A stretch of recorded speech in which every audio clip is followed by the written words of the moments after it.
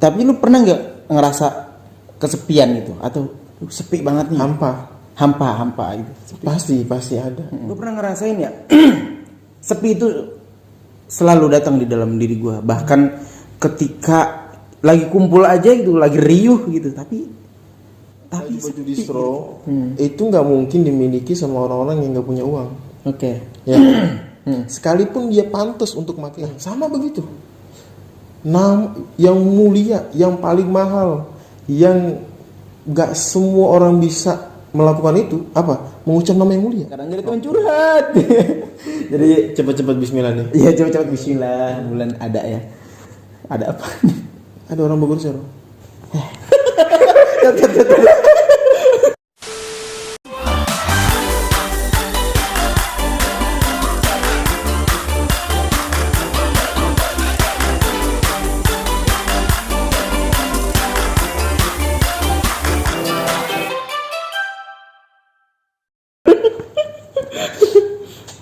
Jadi gue waktu itu ngupdate status kayak gitu ya, karena di sewaktu sore pak, sore terus gue lagi ngopi itu ya, gue kan biasa pengen ngopi itu muncul banget gitu ya, banget pengen kopi itu ketika waktu sore tuh.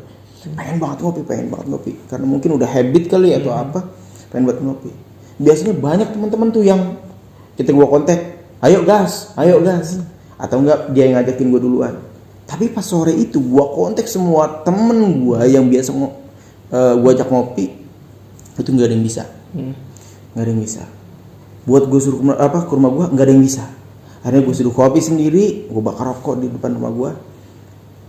Pas pus. Itu gue sambil berpikir gitu. Dan ini hasil pola pikir gue. Rasa sepi dan kehilangan itu adalah keniscayaan katanya. Pasti terjadi dalam kehidupan. Iya. Kenapa orang bisa merasa kehilangan? Karena memang yang ada di dunia ini itu nggak abadi. Itu. Ya, itu hasil pola pikir gue ya. Nggak tahu kalau dari pandangan agama gitu. Mungkin nanti lu bisa menambahkan. Pasti hilang lah karena nggak ada yang abadi gitu, dari orang tua, dari harta dan semuanya, jabatan gitu kan. Apalagi ya manusia gitu kan. Entah dia yang pergi duluan atau kita yang bakalan pergi duluan. Makanya selagi ada dijaga gitu kan. Selagi bisa ya kita sayangin dan sebagainya. Itu. Terus kenapa orang bisa ngerasa sepi? Nah itu lagi-lagi karena yang tadi lu bilang, orang ini bergantung kepada si dia nih, si makhluk itu. Iya. Mungkin ya ketika lu galau, ketika ada rasa mungkin ada masalah dan sebagainya. Oke, kita ngontak teman buat curhat. Itu gue berpikir seperti itu. Gue ngontak teman buat curhat, tapi jangan berharap untuk dia memberikan solusi yang terbaik. Hanya kita yang ingin aja gitu. Jangan berharap bakalan dia bisa nyelesain, dia bisa. Karena ketika kita berharap seperti itu dan dia jawabannya tidak memuaskan kita, itu kita ngerasa kecewa tuh di situ, ya kan? Jadi kekecewaan muncul ketika ekspektasi enggak sesuai nih sama realita kita gitu kan. Kecewa. Walhasil di suatu sore itu gue nggak tahu ini apa ya Pak ya. Namanya apa. Jadi hati gue nih kayak ngomong.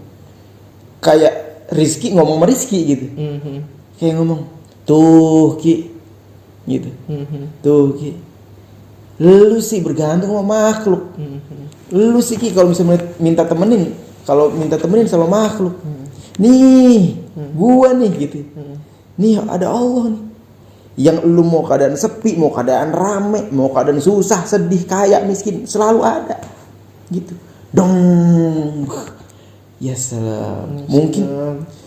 Mungkin teguran Allah. Nah, itu gua kaitin juga ya dengan Iqra bismi rabbikal ladzi khalaq. Baca. Dengan kejadian itu gua ngebaca, ini mungkin teguran Allah buat gue. Gua jauh nih. Gua selalu bergantung kepada selainnya nih. Mungkin itu ya, Pak ya. Betul. Gimana kalau tanggapan lu? Iya betul gitu. Semua enggak mesti ke makhluk. Makhluk itu kan kullu masyiwallah. Makhluk itu setiap sesuatu yang selain Allah, apapun bentuknya, cita-cita, angan, kepada manusia, kepada hewan, kepada semuanya. Ketika kita kaitkan dengan mereka, ya udah apa namanya? Kullu syai'in halikun illa wajhah. Setiap sesuatu itu bakal hancur, bakal apa namanya? Bakal binasa gitu. Illa wajhah, kecuali Allah. Jadi baik, gampangnya gini. Kita ada perkataan Syekh Abu Bakar bin Salim, seorang ulama besar, beliau mengatakan bagaimana kita bisa mengharapkan dunia dan melupakan akhirat. Sedangkan dunia itu kita bayangkan seperti emas yang hancur. Iya. Emas tapi hancur. Ya. Terus juga kemudian akhirat itu apa? Khazaf, kayu yang abadi.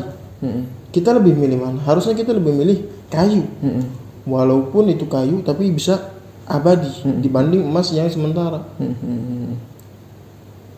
Wabilakes, tapi kenyataannya nggak begitu. Oke.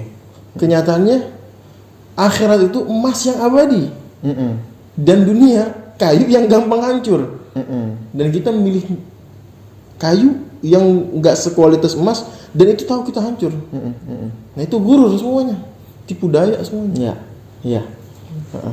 Itulah dunia ya. Makanya di konten kali ini gue hanya nge-share kepada kawan-kawan ya, karena banyak sekali apa sih namanya teman-teman ya yang seliweran pak, yang seliweran di apa sih namanya di status gitu. Dan entah kenapa apa ya selalu menceritakan tentang kegalauan dia, gitu, kegalauan dia. Gue pribadi kalau galau ya, gue ngeliat ke dalam dulu, ke dalam diri gue. Kok kenapa gue begini? Gue jarang banget untuk post di status gitu.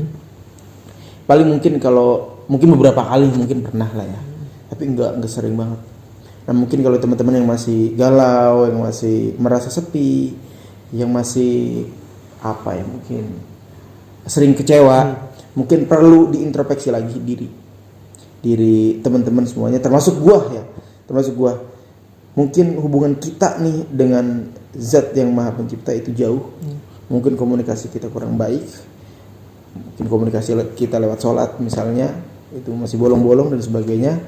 Mudah-mudahan kita bisa dapat perbaiki, dan lucunya percaya atau enggak itu bisa memperbaiki kehidupan kita. Itu yang gue rasain ya, itu yang gue rasain karena mungkin Ustadz di samping gue ini, Ustadz Gaul, udah tahu sedikit banyak perjalanan gue ketika apa ya di zona X gitu, di zona hitam itu.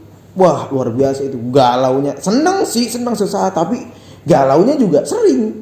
Senangnya sering, sesaat, galaunya lebih. Senangnya bentaran, galaunya lama.